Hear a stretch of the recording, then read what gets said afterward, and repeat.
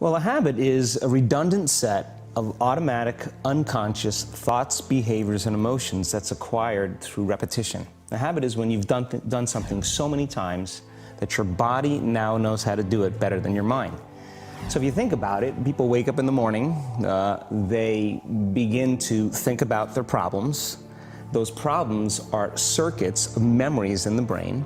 Each one of those memories are connected to people and things at certain times and places. And if the brain is a record of the past, the moment they start their day, they're already thinking in the past. Each one of those memories has an emotion. Emotions are the end product of past experiences. So the moment they recall those memories of their problems, they all of a sudden feel unhappy, they feel sad, they feel pain. Now, how you think and how you feel creates your state of being. So the person's entire state of being when they start their day is in the past. So what does that mean? The familiar past will sooner or later be predictable future. So if you believe that your thoughts have something to do with your destiny, and you can't think greater than how you feel, or feelings have become the means of thinking, by very definition of emotions, you're thinking in the past. And for the most part, you're going to keep creating the same life. So then people grab their cell phone, they check their WhatsApp, they check their texts, they check their emails, they check Facebook, they take a picture of their feet, they post it on Facebook, they tweet something, they do Instagram, they check the news, and now they feel really connected to everything that's known in their life. And then they go through a series of routine behaviors. They get out of bed on the same side, they go to the toilet, they get a cup of coffee, they take a shower, they get dressed, they drive to work the same way, they do the same things, they see the same people, they push the same emotional buttons, and that becomes the routine, and it becomes like a program. So now they've lost their free will to a program, and there's no unseen hand doing it to them. So when it comes time to change, the redundancy of that cycle becomes a subconscious program. So now 95% of who we are by the time we're 35 years old is a memorized set of behaviors, emotional reactions, unconscious habits, hardwired attitudes, beliefs, and perceptions that function like a computer program. So then a person can say with their 5% of their conscious mind, I want to be healthy, I want to be happy, I want to be free. But the body's on a whole different program. So then how do you begin to make those changes? Well, you have to get beyond the analytical mind, because what separates the conscious mind from the subconscious mind is the analytical mind. And that's where meditation comes in, because you can teach people through practice how to change their brainwaves, slow them down. And when they do that properly, they do enter the operating system where they can begin to make some really important changes. So most people then wait for crisis or trauma or disease or diagnosis. They wait for loss, some tragedy to make up their mind to change. And my message is, why wait? And you can learn and change in a state of pain and suffering, or you can learn and change in a state of joy and inspiration. And I think right now, the cool thing is that people are waking up. That's really interesting, and where I found the deepest hooks into how powerful this can be for somebody is when you talk about trauma, and you've talked about how people experience a traumatic event, but they then basically rehearse it, and how that then has this knock-on effect. So what is that? Why do people find it so hard to get past trauma? The stronger the emotional reaction you have to some experience in your life, the higher the emotional quotient, the more you pay attention to the cause. And the moment the brain puts all of its attention on the cause, it takes a snapshot, and that's called a memory. So long-term memories are created from very highly emotional experiences. So what happens then is that people think neurologically within the circuitry of that experience, and they feel chemically within the boundaries of those emotions. And so when you have an emotional reaction to someone or something, most people think that they can't control their emotional reaction. Well, it turns out if you allow that emotional reaction, it's called a refractory period, to last for hours or days, that's called a mood. I say to someone, hey, well, what's up? You say, I'm in a mood. Well, why are you in a mood? Well, I had this thing happen to me 5 days ago, and I'm having one long emotional reaction. If you keep that same emotional reaction going on for weeks or months, that's called temperament. Why is he so bitter? I don't know, let's ask him. Why is he so bitter? Why are you bitter? Well, I had this thing happen to me 9 months ago. And if you keep that same emotional reaction going on for years on end, that's called a personality trait. And so learning how to shorten your refractory period of emotional reactions is really where the work starts. So then people, when they have an event, what they do is they keep recalling the event, because the emotions of stress hormones, the survival emotions, are saying pay attention to what happened because you want to be prepared if it happens again. Turns out most people spend 70% of their life living in survival and living in stress. So they're always anticipating the worst case scenario based on a past experience. And they're literally, out of the infinite potentials in the quantum field, they're selecting the worst possible outcome, and they're beginning to emotionally embrace it with fear. And they're conditioning their body into a state of fear. Do that enough times, body has a panic attack without you. You can't even predict it because it's programmed subconsciously. So then you say to the person, why are you this way? And they'll say, I am this way because of this event that happened to me 15 or 20 years ago.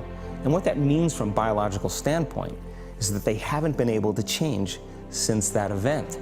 So then the emotions from the experience tend to give the body and the brain a rush of energy.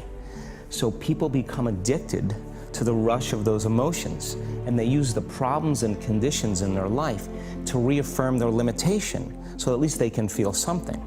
So now when it comes time to change, you say to the person, why are you this way?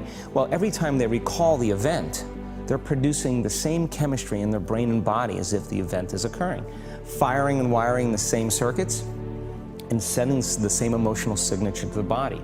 Well, what's the relevance behind that? Well, your body is the unconscious mind. It doesn't know the difference between the experience that's creating the emotion and the emotion that you're creating by thought alone. So the body's believing it's living in the same past experience 24 hours a day, 7 days a week, 365 days a year. And so then when those emotions influence certain thoughts, and they do, and then those thoughts create the same emotions, and those same emotions influence the same thoughts, now the entire person's state of being is in the past. So then the hardest part about change is not making the same choices you did the day before, period. And the moment you decide to make a different choice, get ready, because it's going to feel uncomfortable. The bigger thing is that we keep firing and wiring those circuits. They become more hardwired. So you have a thought and then the program runs. But it's the emotion that follows the thought. If you have a fearful thought, you're going to feel anxiety. The moment you feel anxiety, your brain's checking in with your body and saying, yeah, you're pretty anxious. So then you start thinking more corresponding thoughts equal to how you feel. Well, the redundancy of that cycle conditions the body to become the mind. So now, when it comes time to change, a person steps into that river of change and they make a different choice, and all of a sudden, they don't feel the same way. So the body says, well, you've been doing this for 35 years. You're going to just stop suffering and stop feeling guilty and stop feeling shameful, and you're not going to complain or blame or make excuses or feel sorry for yourself. Well, the body's in the unknown. So the body says, I want to return back to familiar territory. So the body starts influencing the mind, and it says, start tomorrow. You're too much like your mother. You'll never change. This isn't going to work for you. This doesn't feel right. And so if you respond to that thought as if it's true, that same thought will lead to the same choice, which will lead to the same behavior, which will create the same experience, which will produce the same emotion. I want to talk about that notion of, give me a little more detail on what you mean by the body becomes the mind, or the unconscious mind. What do you mean by that exactly? Well, those are two different things. Your body is your unconscious mind. In a sense, if you're sitting down and you start thinking about some future worst-case scenario that you're conjuring up in your mind, and you begin to feel the emotion of that event, your body doesn't know the difference between the event that's taking place in your world, outer world, and what you're creating by emotion or thought alone.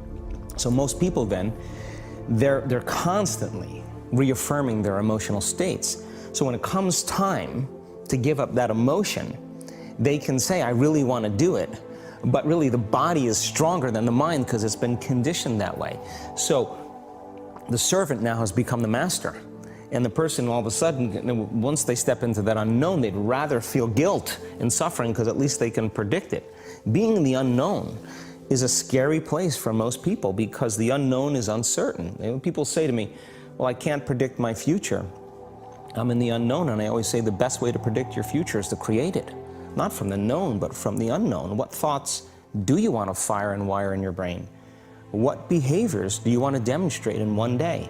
The act of rehearsing them mentally, closing your eyes, and rehearsing the action.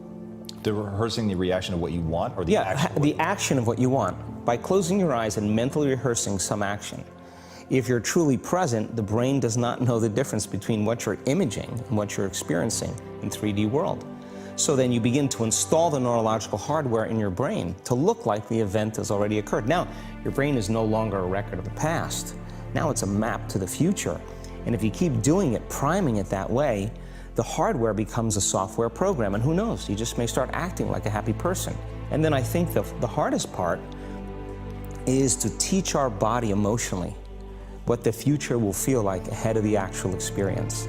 So what does that mean? You can't wait for your success to feel empowered. You can't wait for your wealth to feel abundant.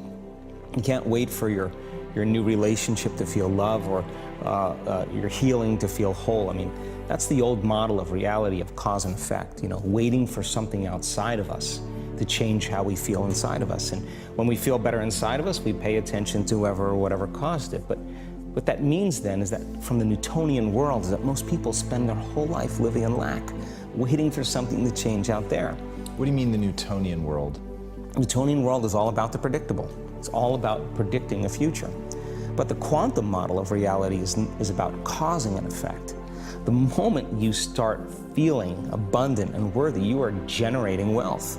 The moment you're empowered and feel it, you're beginning to step towards your success. The moment you start feeling whole, your healing begins. And when you love yourself and you love all of life, you'll create an equal. Now you're causing an effect. And I think that's the difference between living as a victim in your world, saying, I am this way because of this person or that thing or this experience. They made me think and feel this way. When you switch that around, you become a creator of your world, and you start saying, my thinking and my feeling is changing an outcome in my life. And now, that's a whole different game, and we start believing more that we're creators of reality. So how do we go from, okay, I have this negative emotion, it's controlling my life, it's got me in this cycle of, I think about this emotion, which triggers a chemical reaction, which trains my body to feel that way, which makes it easier, more likely I will do it again, and so now I'm in this vicious cycle. And unconscious, and it's unconscious. Right, and you said, does your thinking create your environment, or does your environment create your thinking, which I thought was really, really interesting. So how do we then go from that, like mechanistically, to begin this visualization process of something that's empowering? It's me in a different state, it's my future self. Is it meditation? Is it, what does that look like? If you're not being defined by a vision of the future, then you're left with the old memories of the past, and you will be predictable in your life. And if you wake up in the morning and you're not being defined by a vision of the future, as you see the same people and you go to the same places and you do the exact same thing at the exact same time, it's no longer that your personality is creating your personal reality. Now your personal reality is affecting or creating your personality. Your environment is really controlling how you think and feel unconsciously, because every person, everything, every place, every experience has a neurological network in your brain. Every experience that you have with every person produces an emotion. So some people will use their boss to reaffirm their addiction to judgment. They'll use their enemy to reaffirm their addiction to hatred. They'll use their friends to reaffirm their addiction to suffering. So now they need the outer world to feel something. So to change then is to be greater than your environment, to be greater than the conditions in your world. And the environment is that seductive.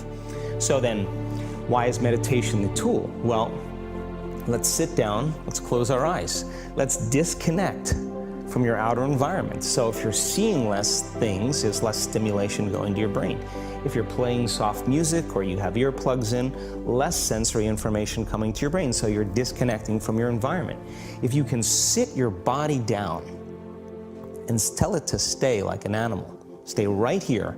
I'm going to feed you when we're done. You can get up and check your emails. You can do all your texts. But right now, you're going to sit there and obey me.